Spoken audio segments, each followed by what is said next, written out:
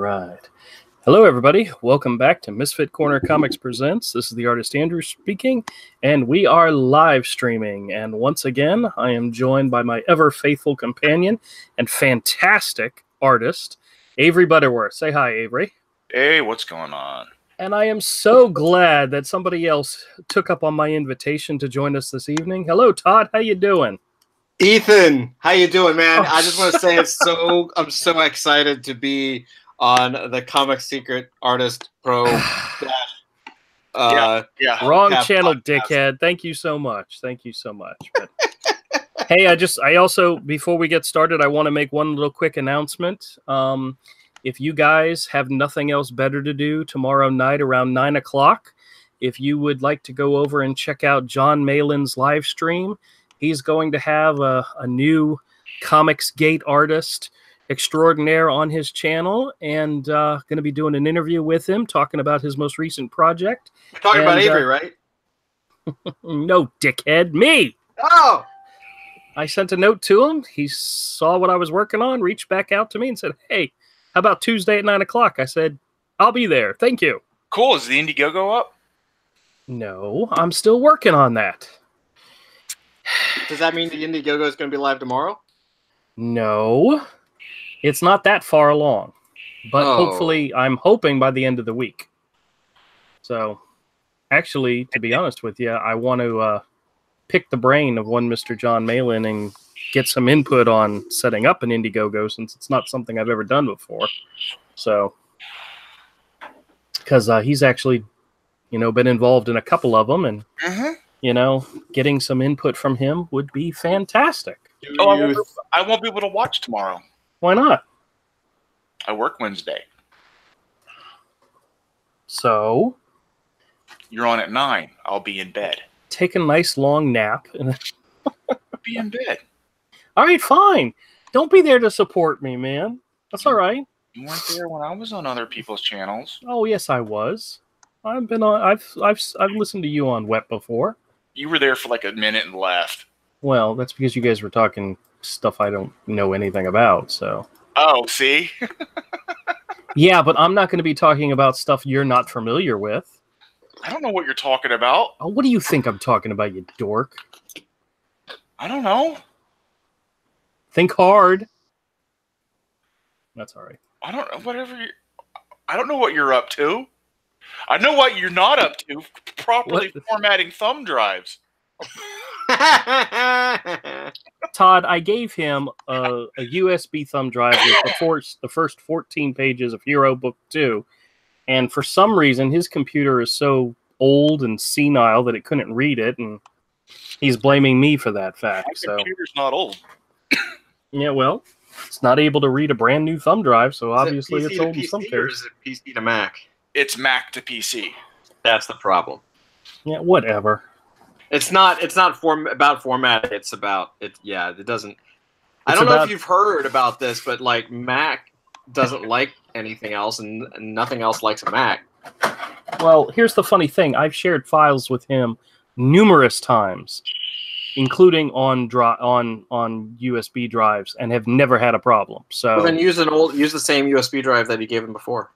Yeah, because it's formatted so either one will read it. Well. Needless to say, I'm just checking. It's still got one more file, and then all of the files are in the Dropbox. So, cool, that's fine. Well, everybody, today we need to hang our hats low. Today was a sad day in the comic industry. A beloved father figure, grandfather figure to all of us has passed away. And I am referring to the one and only Stan the Man Lee. Passed away this morning, Monday morning, at the age of 95. And I immediately, when I heard this news, texted Todd and said, thank God it didn't happen on your birthday. Because yesterday was Todd's birthday. Because that would be a horrible thing for us to remind you about every single birthday. Do you remember Stan Lee dying on your birthday? Because no, it'll just be the day after. The day after, yeah, I know. So I'm now never ever going to forget where I was and what day it was, because it's always the day after Todd's birthday. So what'd you do, by the way? Did you do anything fun and interesting? For my birthday? Yeah. Yeah, I plotted Stan Lee's death. There's so many people being scumbags out there. Like, oh my God, there is. I wanted to. I mean, you knew that was going to happen. I have to say, like, I haven't. I saw the tributes that some people are doing, and rightfully so. And I know. Look, if you had asked me about Stan Lee when I was in high school or college, I would have told you that dude could jump in a lake for what he did to Ditko and Kirby, and just kind of the narcissism and ego of it all. But as I've gotten older, look, those Kirby and all those guys, they kind of take part of the blame in the whole situation because they didn't fight back and they didn't really. They kind of let him have it. Do you know what I mean? And it wasn't necessarily their fault. It was just that they didn't have enough education or foresight that Stan did to understand marketing and branding and to know how this could be spun later on, right? I mean, Stan Lee was straight out of the Barnum and Bailey school. Yeah. Well, I thought it was a very sad day in comic history when Marvel Comics removed Stan Lee Presents from inside the comics. Yeah. That happened within our lifetime, and that was really sad. It's good though. I wouldn't want the comics that are out now to be associated with that dude's name. Well, that there is true as well. Forget that. I think I don't know what anyone is saying bad about him. I don't know. I haven't really heard anything immediate. It's the whole istophobe rant. Oh, please. God, everybody's an istophobe nowadays. Like, come on. Give me a break. No, some of the ones I saw, I don't even want to discuss them, to be honest with you, because they're so disturbing. No, we'll discuss them tomorrow. Tonight is a celebration. You know what I mean? Yeah. Wednesday we'll discuss them. So. Right. Wednesday we'll discuss it. Tonight is a celebration of the man's life. And tomorrow and certain places online, I'm sure they'll be discussing it. So. Well, one of the reasons why I wanted Todd to join this evening is because Todd, for how long did you work for Marvel? How many years?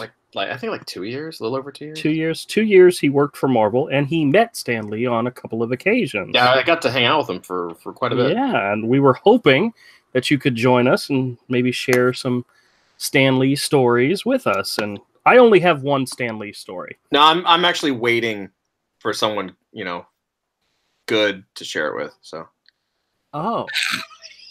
Really? Was that it? Okay. I'm kidding.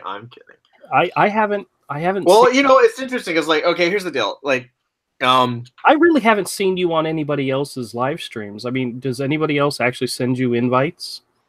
Yeah, so many. I'm sure they do. I'm sure so they many. do. So many. Yeah. You wait. Wait a couple of minutes. Just wait a few minutes. Wait a few. Hey, Commodore, how's it going, man? Well, I will say this. Let me first say something first. I only have one Stan Lee story, and it's short. Okay. So I'll tell my Stan Lee story first, and then you can go into as many as you'd like to share with us, okay? Is that okay? Yeah, go for it. No, I don't care. Okay, good. So I was attending a New York Comic-Con with my daughter, and I was there, of course, seeing Todd, who lives in New York. He and his absolutely wonderful wife were at the show with us. It was actually, Todd, I'm not sure where you were on this particular day. I'm sure you were there because you're there every day with me. But it was me and Ayla and your wife, and we were actually leaving the convention, or we were going out. And when you leave through the front area, there's a set of stairs that goes down to one of the bottom levels, like immediately to the right.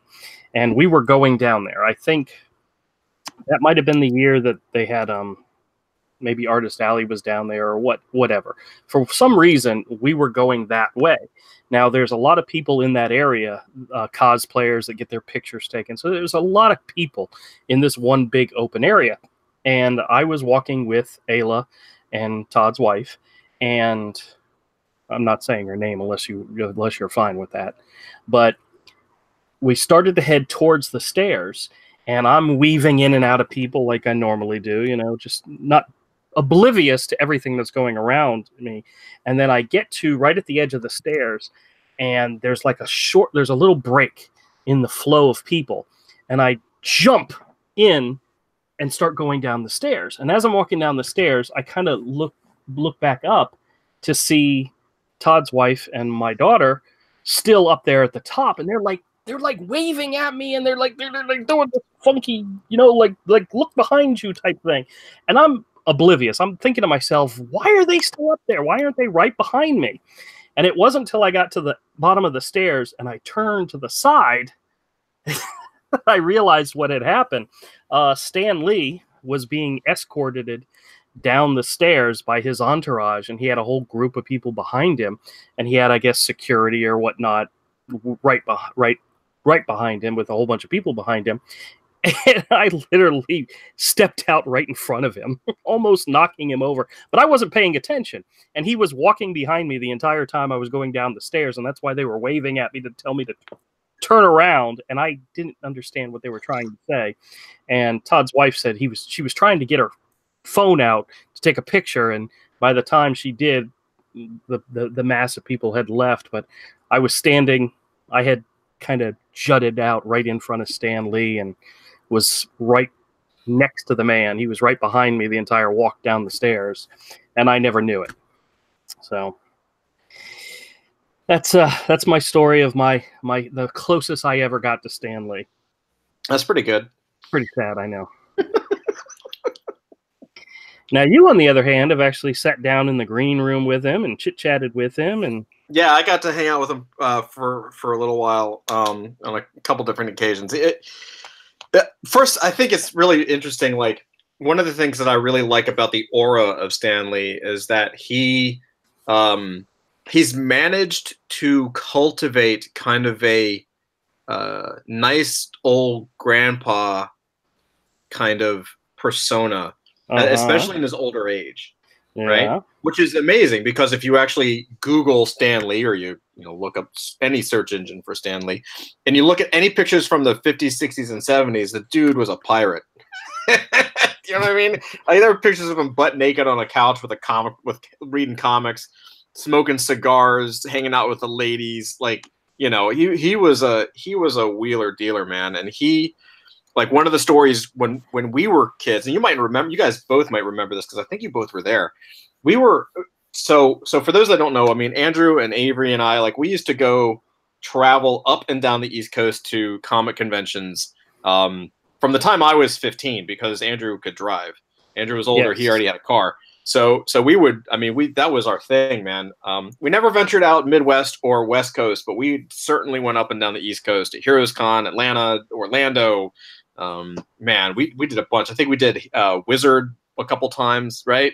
Once. I never got to go with those with you. That was by the time Michael was around. Okay, right. I missed out on any of those. Got it. But Heroes, Atlanta, those were definitely ones. And I'm pretty sure you guys were with me. You might have overheard. I don't know. I don't remember. Okay, so here's the thing. I do not remember. Oh, you know what? No, it wasn't a convention. My bad. So we used to do this at the conventions. I used to hear stories about Stan Lee. So, but I think it was actually when I was in Atlanta and I was hanging out at Gaijin Studios for a while.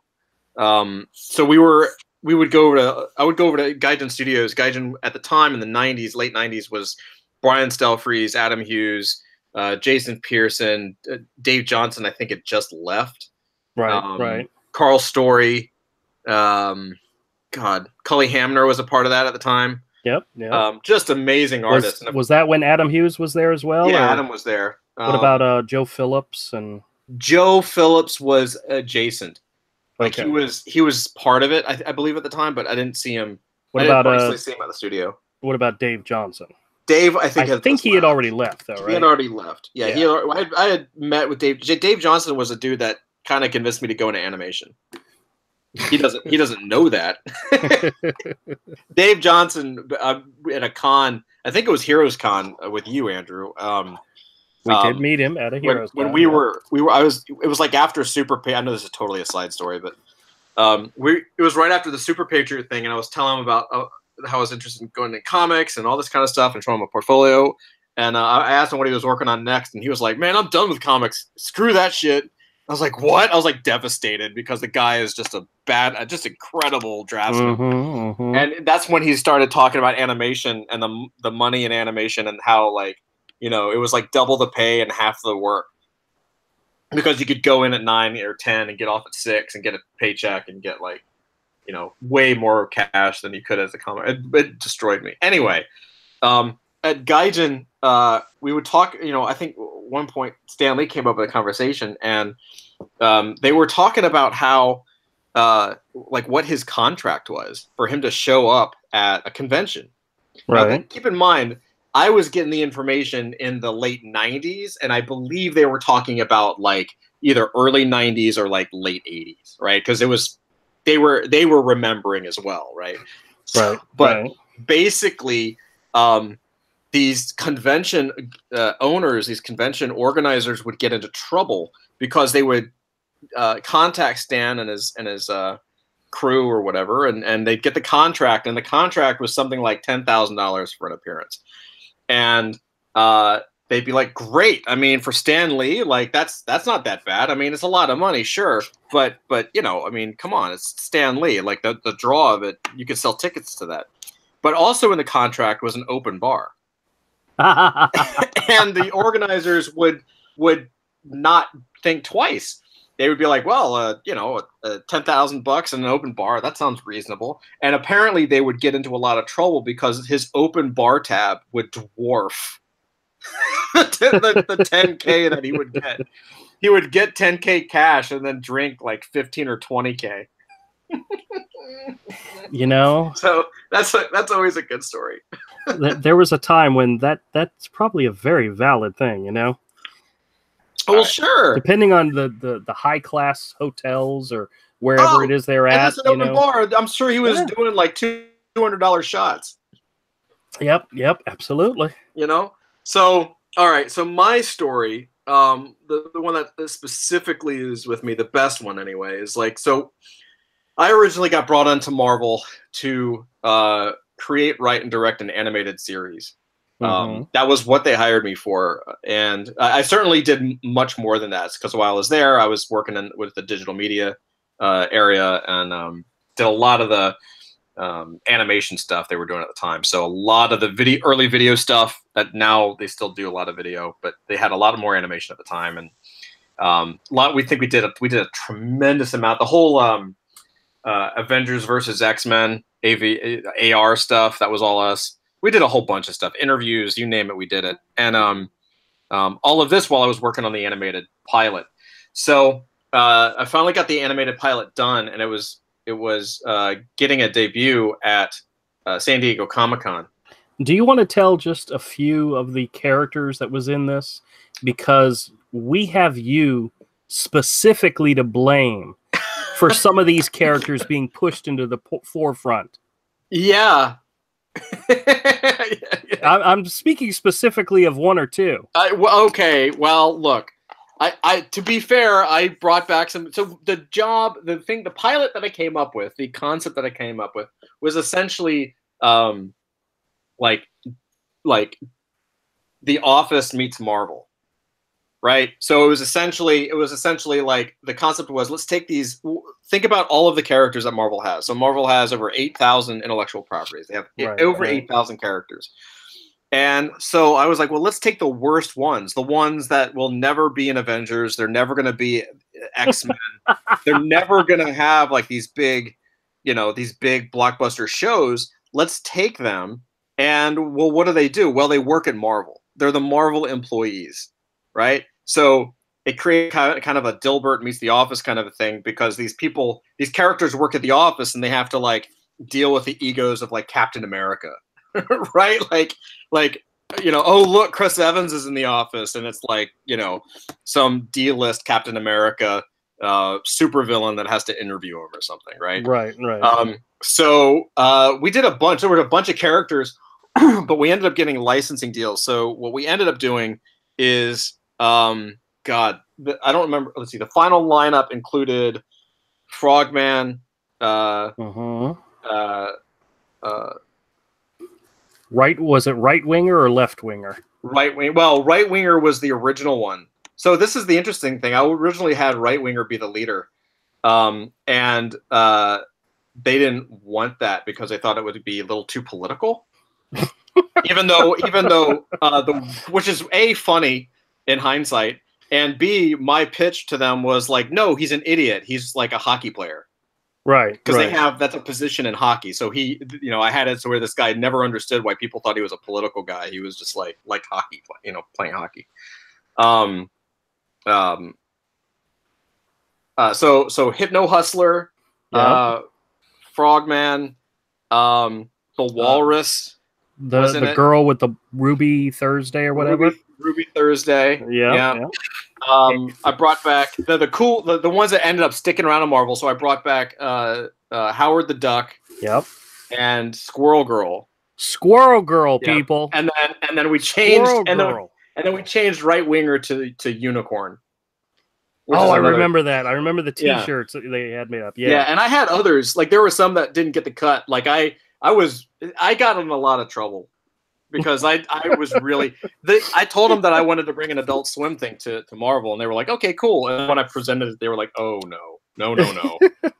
We can't. I mean, I specifically remember. I don't want to say anyone's name, but the guy who was in charge of our department, a really nice guy, but he was like the verbatim quote. I committed it to memory. Was like, Todd, we can't have Wolverine crap himself. I was like, but why? It's so funny. He's got a Wolver poo. No. It's like, really? I remember Wolverine in Dragon. What the? That's right. So I you were ahead of your time. I'm kind of responsible. I'm kind of responsible for the whole Squirrel Girl thing and the Howard the Duck thing. But to be fair, like my Squirrel Girl, if you look at the trailer and you look at that first episode, was pretty the same. It wasn't the same model. That's still out there, right? Yeah. You can see it. Mm-hmm. Yeah. It was the All Winter Squad from Marvel. The pilot's still up. Commodore says, remember, kids, politics are okay as long as the boss agrees with it. That's right. Well, to be fair to him, I was really trying to push the envelope because I knew that's what people wanted. But, you got people who work at these jobs for like 20 years and they're just trying to retire. They don't want some dude coming in and like rocking a boat. You know what I mean? Even if that's what I was hired for, it's. Yeah. What people say and what they mean are totally different things. Commodore wants to know how we can follow Todd. Oh man. I'll tell you what. So if you want, the best thing is to go. I have a YouTube channel. It's just Wanish, WAHNISH.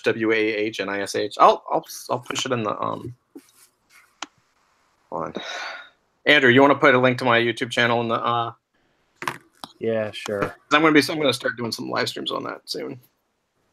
Yeah. But so anyway, I had done this animated pilot, and we were debuting it at San Diego Comic-Con, and Stan was there, and so another Stan was there.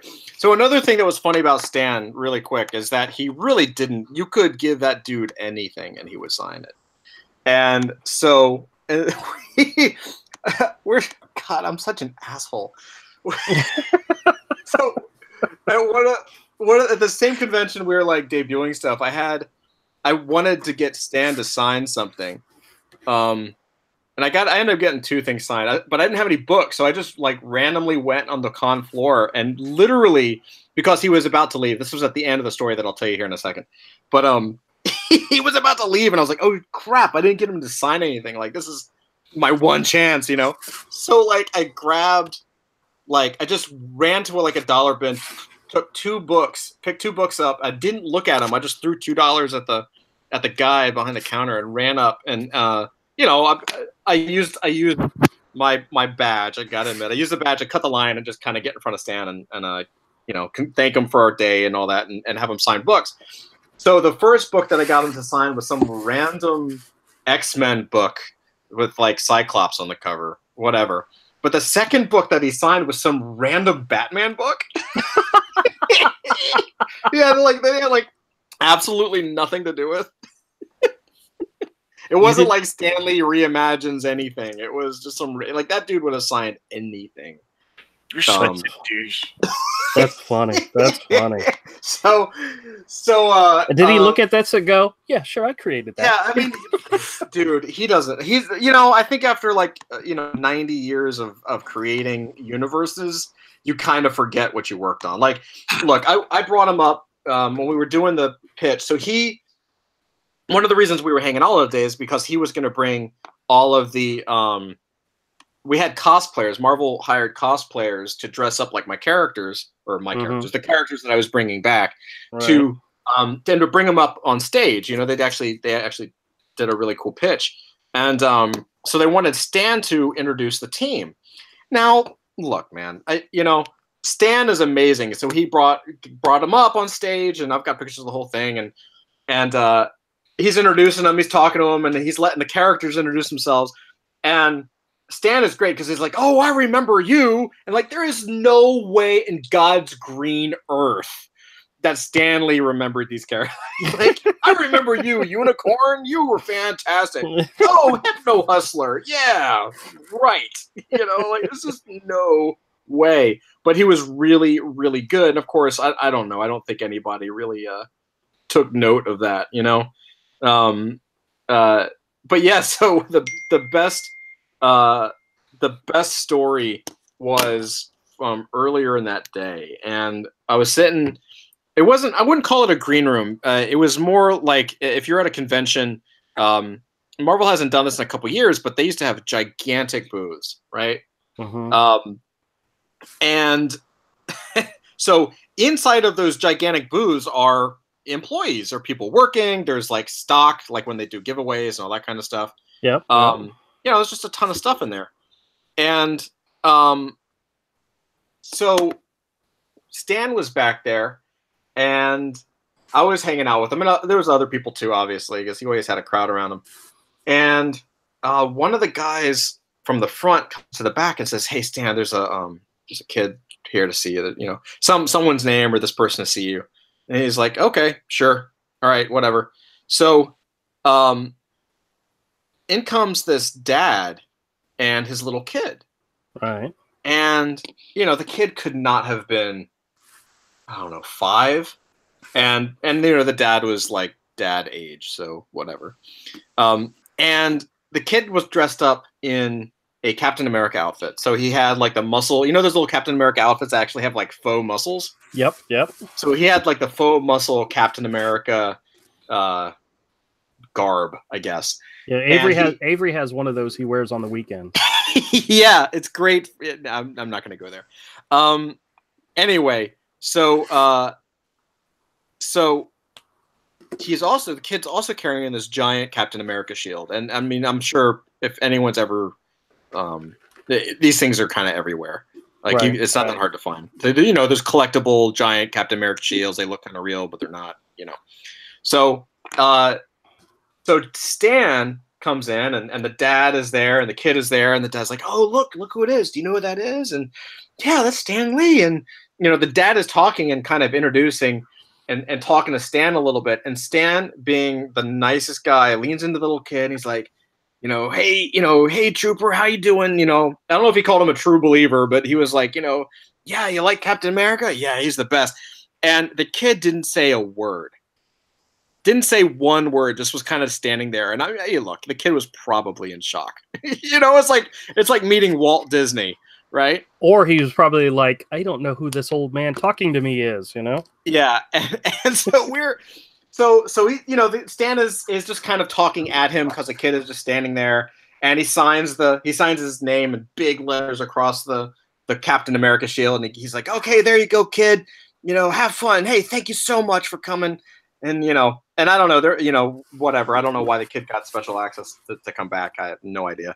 But so the dad and the kid leave, and the room is a little quiet as the door closes. And the minute the door closes, Stan looks at me and says, That kid was sharp, wasn't he?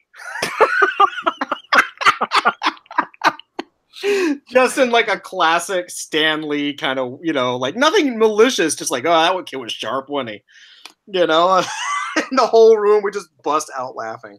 You know, not at the kid, just at the Stan Lee-ness of it. You know, I felt like you got a glimpse of like the '70s publisher. You know. All right, hey, Commodore has a question for you here. Sure. He says, so Todd, how well did studios archive their negatives and film masters?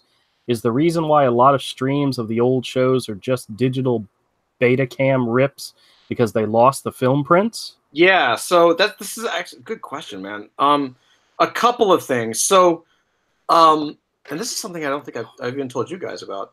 So Marvel didn't really archive things really well. We've all heard the story about how at one year they had some type of water leak in the basement, and they used original Kirby pages to soak up the water. Yeah, that was a long time ago. There's a couple things. That's just the idea. That's just horrible, you know. Yeah. Well, even recently, even when I was there, like, so they have a library where they try to keep one of everything. Okay, so they have like an archive for the books. So there's a secret location that has a library where basically they have one of everything, which makes sense, right? Like they have, you know, all the X-Men #1 through X-Men, well, through the 900 X-Men books they have now, right? They keep a discography of everything. With the video stuff and the footage stuff, that stuff is different because a lot of times it wasn't Marvel itself making the animation. It was other studios and independent studios and people who were doing early licensing deals. There was no understanding of technology as it was going to be, right? So I mean, as far as these guys knew, they were gonna do the show and they were gonna put it on TV and then maybe get on reruns and then it'd be gone forever. Like this is before VHS and all that stuff.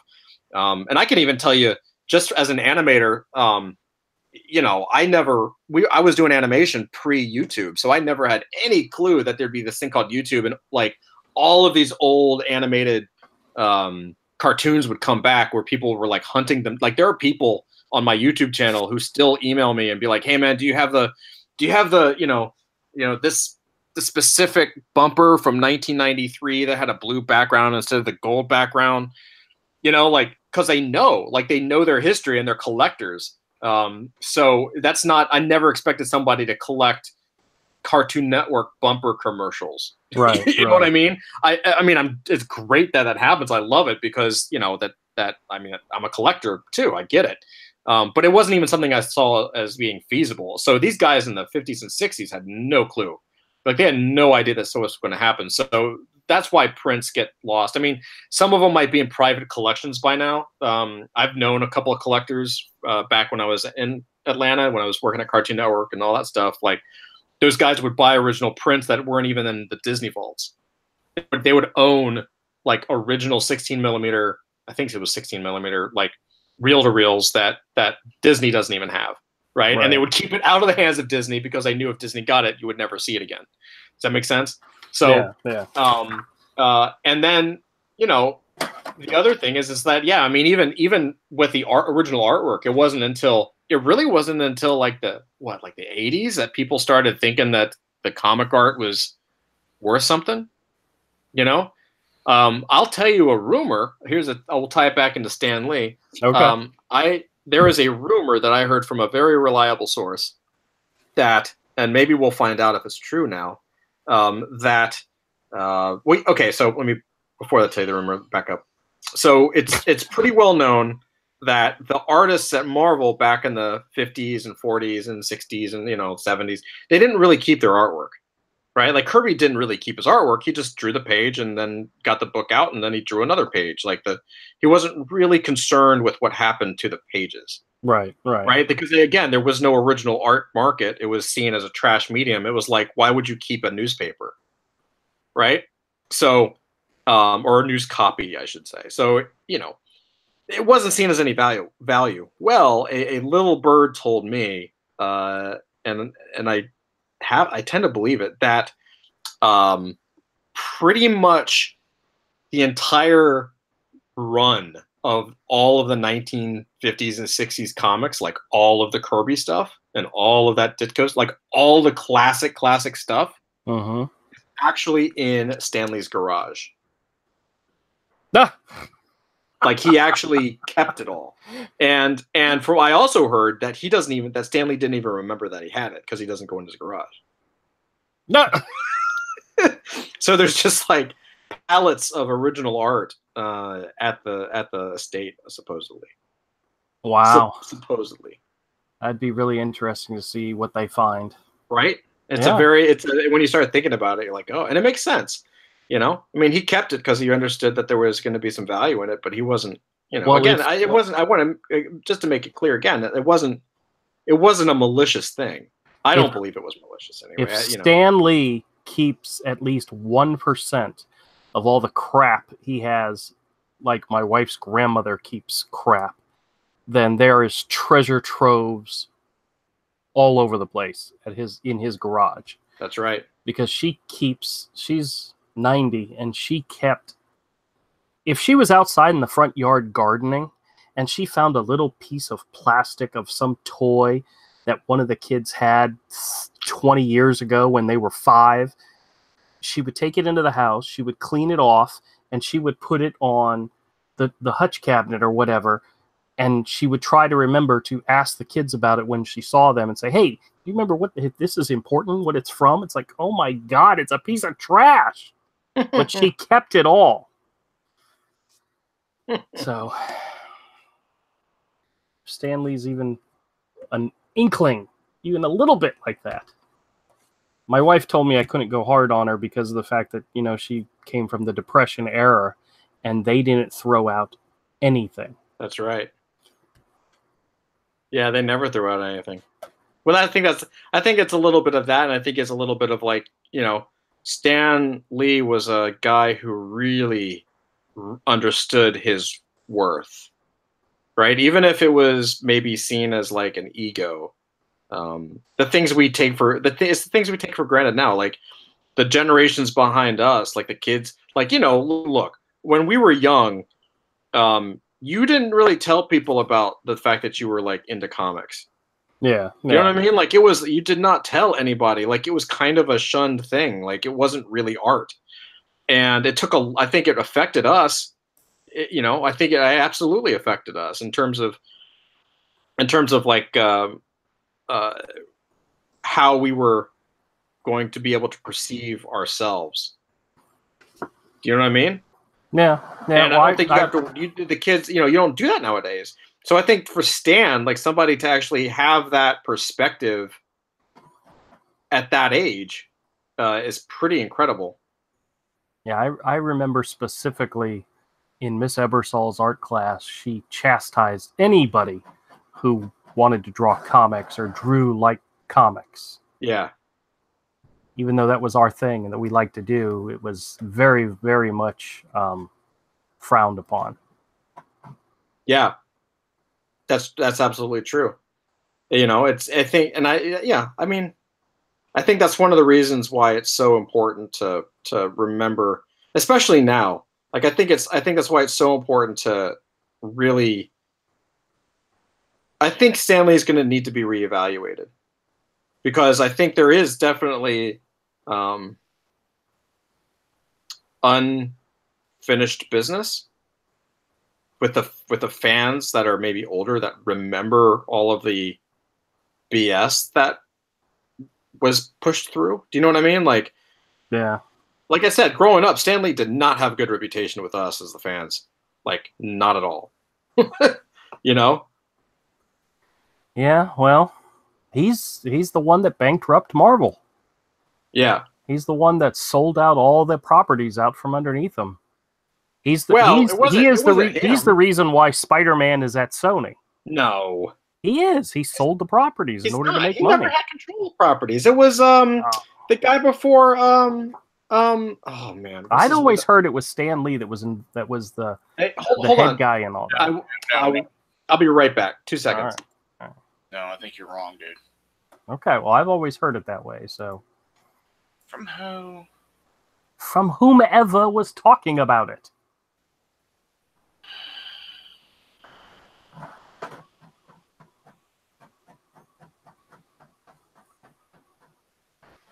I'm sure he's doing something important. He's probably looking it up.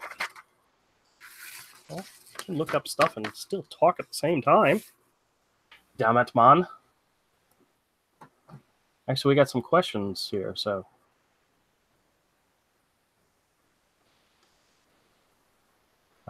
D loves all things says, does anybody remember the Inhumanoids?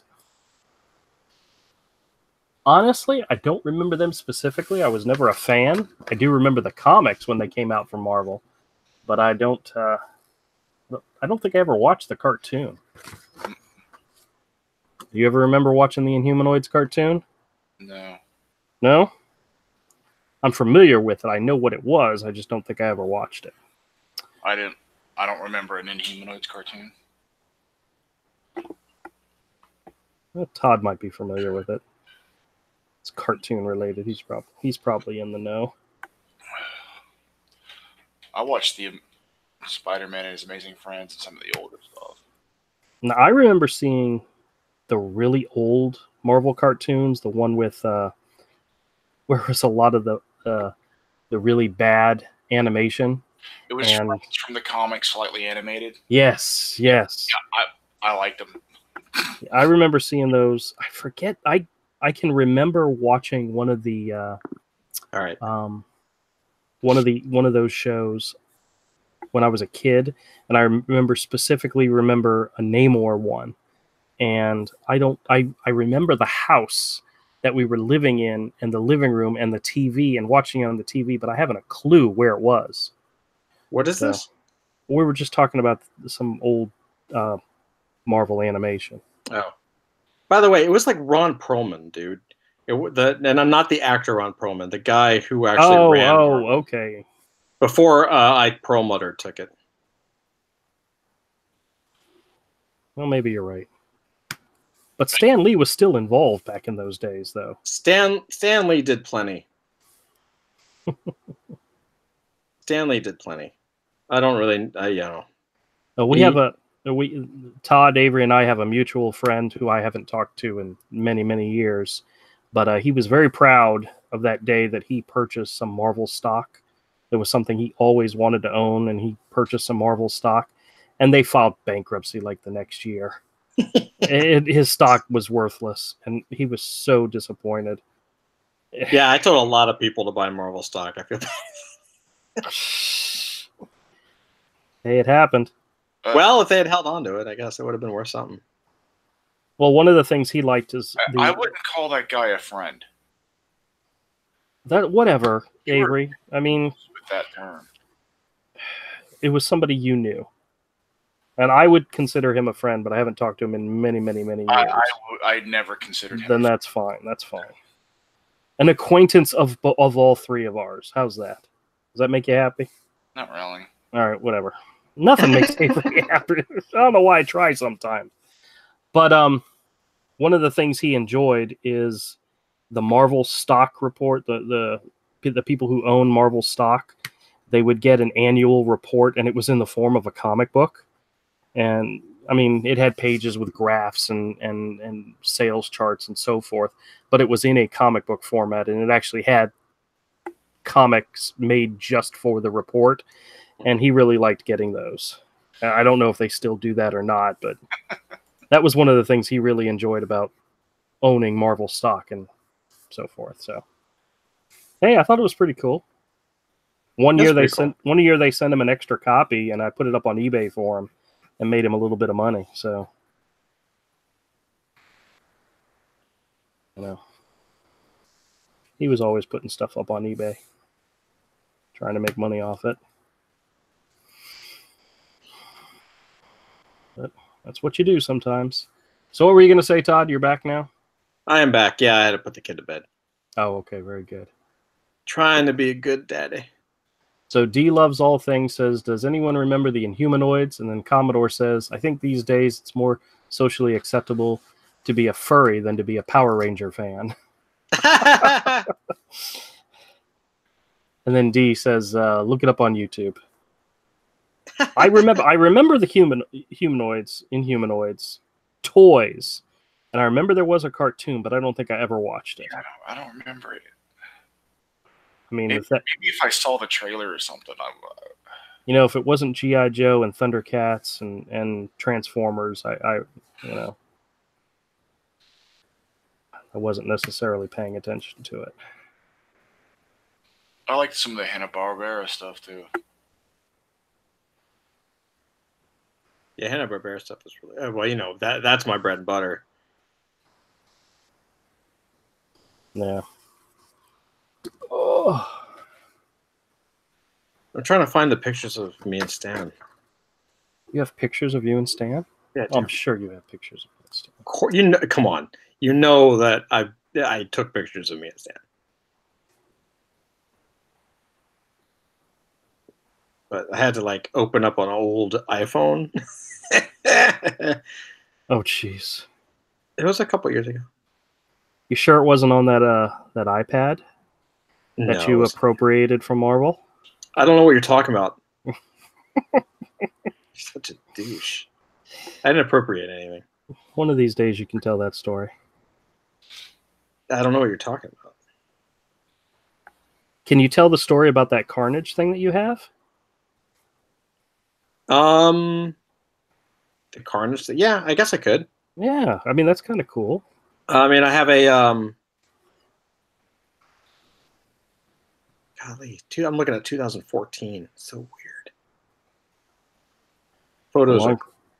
It's a long time ago, man. It is a long time ago. It's back before babies and all that kind of stuff. Back when you were still just a youngin'. A youngin'.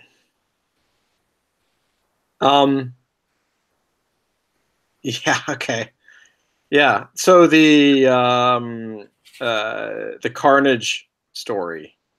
So one of the things, being a part of Marvel, you do get to go to some cool parties and some other things, and because I was part of digital media, I got to go on some shoots because we were responsible for doing shooting. And hey, didn't you get to go to premieres of movies and stuff like that? Yeah, I was the official photographer for what's that X-Men? The best one, the one that I like the most. Anyway, First Class. First Class. X-Men okay. First Class. Yeah. So I was the official. That was just a random guess, I was the official photographer for First Class. Fortnite Toon says hello. Hey guys, how's it going, man? All right, so finish your story. So yeah, so so we were doing all these shoots. So we got to go to shoots, we got to do shoots, all that kind of stuff. So one of the things that I was able to do was we went to a shoot for it was like the 70th. I think it was the 75th birthday of Spider-Man. Okay. Yes, I'm going to look it up real quick just to make sure it was the 75th. Commodore says, iPad appropriation worse than cultural appropriation? It could be. You never know, man. Let's just say it was one of those parting gifts that Todd just never gave back. It's not true. You're making stuff up, dude. Okay, keep going. Maybe it was 50th. It was one of those big milestones. Okay. Do you know what I mean? I thought it was 75, but I could be wrong. Maybe it was 50, but well, isn't Marvel at 80 years right now? So this could have been. That would have been this. Yeah, 75th birthday. That's it. Okay. Yeah. 75. So, so basically, what they did is they did a cross promotion with Cake Boss. Yep. So I don't know. Is Cake Boss still on TV? I'm sure he is on somewhere. Cake Boss was the peak. So we got to go in. We went into the Cake Boss factory, met the dude. We did a whole bunch of video like shooting. That he's place the guy. is, He's the guy that says fondant, right? I believe fondant. So, yeah, which is not how you say it, but that okay. dude had like just an absolute huge like warehouse factory / bakery. I guess it was really a bakery, but it was massive. I was like, like you always were kind of curious. Like I've heard like a lot of these like HGTV guys and all these guys, like they don't make a lot of money from the actual show, but the business they get is pretty good. Let me tell you, man. This guy owned like a city block. Like I was thoroughly impressed. Where was it? Was it in New York or was it? It was in Jersey. Oh, okay. I believe it was in Jersey. I think it was in Jersey. That explains it. It's probably a lot cheaper in Jersey. Yeah, I think it was in Jersey. I think that's where their main thing is. Long Island? I don't fucking. One of those. Okay. I don't remember. Every Cake Boss fan is going to get mad at me because I don't remember where the freaking show takes place. But it was so anyway, they were doing the 75th Spider-Man anniversary, so they were making a Spider-Man cake. It was like this giant Spider-Man cake with all these characters, and it was like it had like wood pieces like covered in cake, so they would have like the street would break and lights would turn on. Like it was a crazy looking cake. Anyway, so they had Spider-Man, but then they had all of the villains. They had Venom, they had Carnage, they had Rhino, they had the Lizard, like all these characters, and some of them looked okay, and depending on who sculpted it, and some of them were absolutely incredible. So after the show was over, I mean, there was nothing to do with. I mean, the cake is not. You eat a little piece of cake. It's a set piece. You don't actually eat the cake. Right. They bring out other cakes, so it shows people eating cake. But some of these cakes, at least for the Spider-Man cake, it was so detailed and so intricate that you couldn't eat it. Like it was pretty much like a sculpture, right? Right. So they were like, well, we're just going to throw it away. So if you guys want to take some stuff home, whatever. So I went in. I was like, I'm going to get the Rhino because the Rhino is one of my favorite characters. And in terms of the sculptures, like the fondant, whatever sculptures, the Rhino and the Lizard were like masterful. Like they looked like sideshow pieces. Do you know what I'm talking about? Right. They looked so good. So I was like, screw this. And I walked up there and I was like, I'm grabbing me a Rhino. And I get up there and I'm like, oh my God. Like I was not that far back. And I was like, where is this thing? I couldn't find it. They were all like, most of the pieces were already taken. The minute the guy was like, you guys can take them, people took them. And I look over and no joke, dude, no joke. Tom Brevoort had like 6 of them.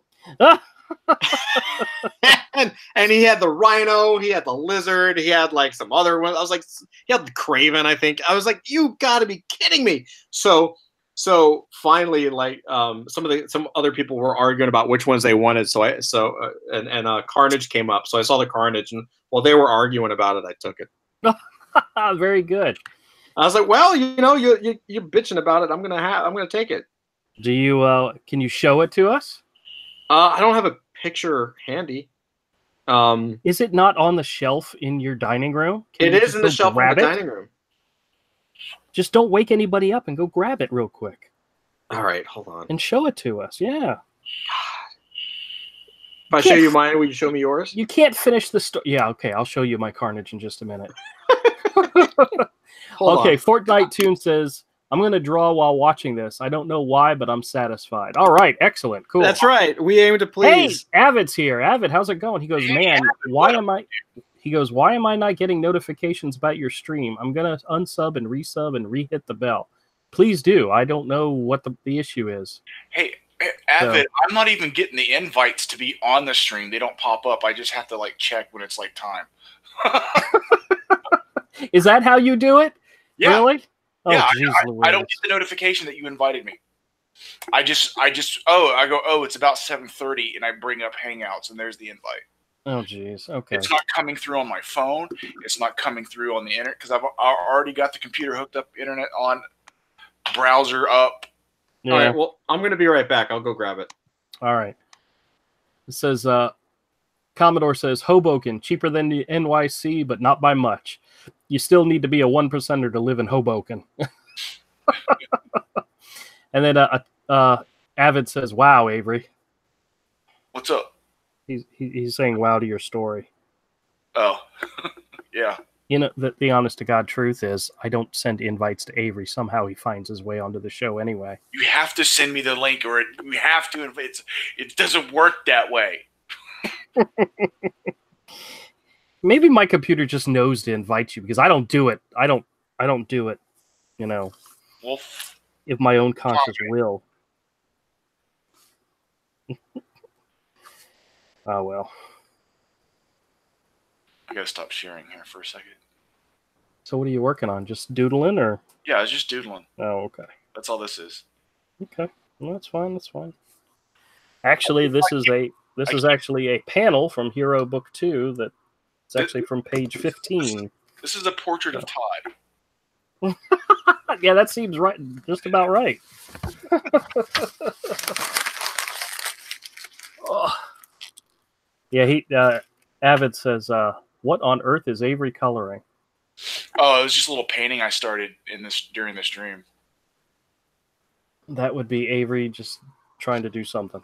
Yeah, it's just me. That's just one of the things you have to do when you work in Photoshop. Yeah, Avery, Avid, I gave Avery a little USB drive that had the first 14 pages of Hero Book 2 because he's going to start coloring that this week. And for some reason, he couldn't read the files. His computer couldn't read the files. So it's not formatted. Whatever. I don't want to hear your sad story. I don't care. It's okay, just... what folder is it? Did you put it in Hero Book 1? No, Hero Book 2. Okay, let me see. Yeah, should be just the 14 pages. All right, it's not. Okay. Fortnite Tune says I'm going to change my name soon. Did you share it with me? I put it in the folder I have shared with you a dozen times. All right, guys, stop bitching. Golly. All right, so I'll show you the folder's called Hero Book 1 still. That's the name of the folder? Mm-hmm. I don't really care. Can you access it? I can now that I know the right one to look in. Hot damn. Very good. Oh, okay. All right, we're going to... You want to see it? Yeah, we're going to zoom in on Todd's image. Guys. Oh, man, crap. I'm losing subscribers left and right. Todd, hurry this up because people looking at your face and they're getting scared. That's pretty damn awesome. This is made out of cake. Isn't it made out of fondant? Yeah, same difference. Yeah. It's hardened sugar. Yes, is it's literally what it is. So don't drop it. And that was a cake topper on the Marvel 75th anniversary cake on the show Cake Boss. Yeah, so the Spider-Man 75th. Oh, Spider-Man 75th. Okay. Yeah. So if you want to know where this thing came from, go see if there's a YouTube clip of it. There probably is. I bet you if we look. Oh yeah, I'm sure there's a YouTube. I mean, it was broadcast. So. And you've had that thing in your house for how long? 6 years. 6 years. Yeah. It's just a big chunk of sugar, and he just has it on his bookshelf. I swear to God, one of these days, his daughter is going to figure out how to climb up on a chair. I'm a fan. She's going to stick that thing in her mouth, and dude, Todd is going to freak out. He's like, "Oh my God!" And I'm not sure. I'm truly not sure if he's going to be upset because she stuck something that disgusting in her mouth. Whatever, man. Or if he's going to be upset because she's going to ruin it. Whatever, dude. I'm a true fan. # FondantGate.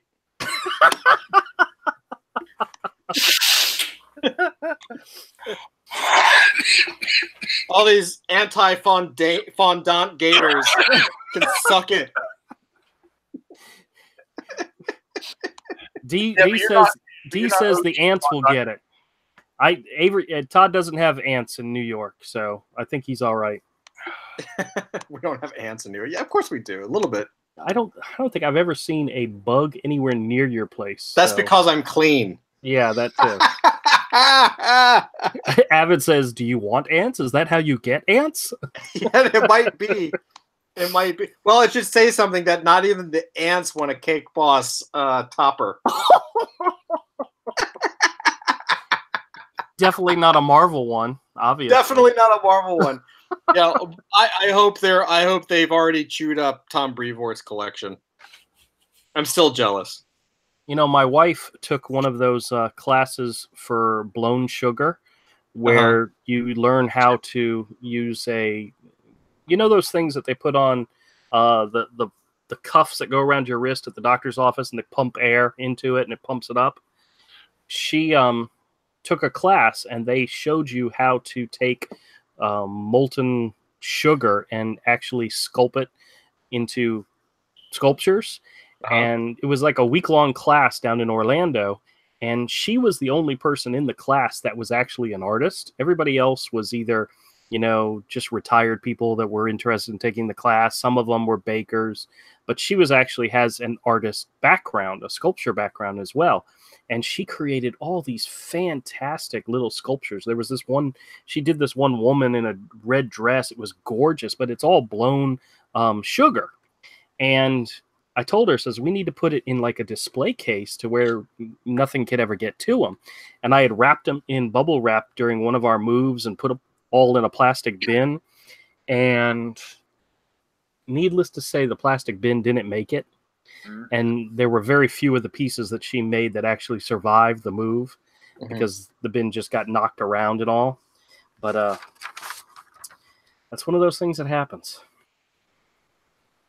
Todd, you should put like a plastic or a whatever just display case around that thing. Yeah, you definitely one of those ones that's meant for like the statues and stuff. Yeah, I probably should. I mean, it's super fragile.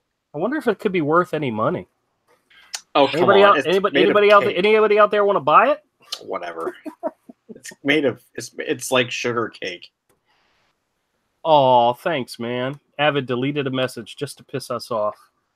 I didn't see what it was, but whatever it was, it had to be good. That's sweet. Avid's always thinking. Poor Fortnite lost his Wi-Fi. Man, I know the feeling. Oh, man. All right, let me save this last file. All right. Well, guys, I appreciate y'all joining us. Avid, Fortnite, D, thanks a lot. I'm sure Jerry's out there being quiet. He's usually watching but not saying anything. I appreciate everybody coming by and checking out the video. We do, the live stream. We do these live streams Monday, Wednesday, and Friday around 7:30 Eastern time. And see, there's Jerry. He's here. Love you too, Avid. Love you too. Join us again Wednesday. But by the way, Avid, you missed this at the beginning of the stream. If you're not doing anything tomorrow, like around 9 o'clock or so Eastern time, you should go check out John Malin's live stream because it's going to be interviewing one of us. It's going to be Avery. It's not Avery, and it ain't Todd. It's me.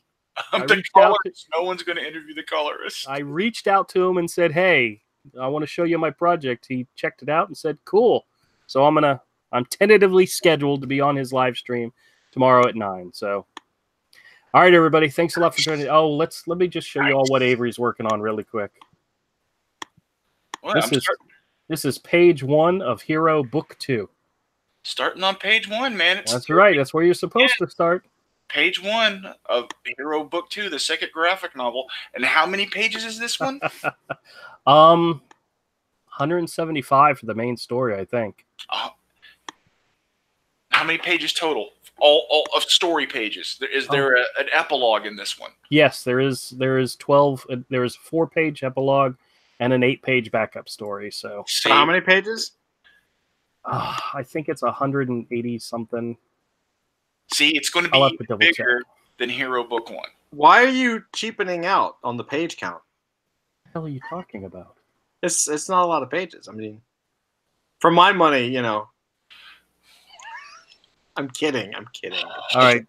Because Avid asked, or somebody asked, I think Jerry asked, that's the link to John Malin's YouTube channel. So make sure you guys come in and say hi and let them know that I actually have people out there who like me and love me. I'll be there, but I don't like you. Screw you. Screw you. All right, everybody. Thanks a lot for joining, and I'll catch you all next time. Thanks for joining, guys. Later, guys.